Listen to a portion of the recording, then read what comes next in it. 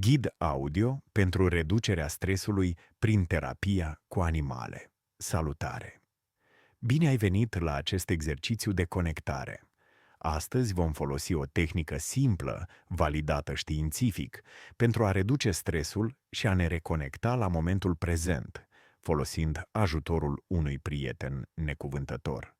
Studiile arată că simpla prezență și interacțiune cu un câine poate scădea nivelul cortizolului și poate îmbunătăți starea de spirit. Hai să începem. Înainte să te apropii de animalul tău, găsește o poziție confortabilă. Respiră adânc. Pe o scară de la 1 la 10, cât de tensionat simți corpul acum? Notează mental acest număr.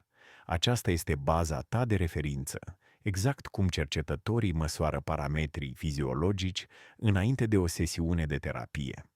Acum, alege cum vrei să interacționezi. Poate fi o sesiune de îngrijire. Concentrează-te pe textura blănii sub degetele tale. Poate fi o plimbare. Observă ritmul pașilor voștri sincronizați. Sau poate fi joacă. Observă bucuria pură a animalului. Rămâi în această activitate timp de câteva minute. Dacă mintea îți fuge la griji, adu-o înapoi cu blândețe la animalul din fața ta.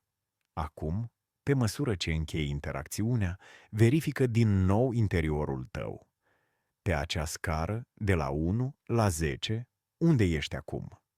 Observi o diferență? Mulțumește-i partenerului tău de exercițiu și păstrează această stare de calm.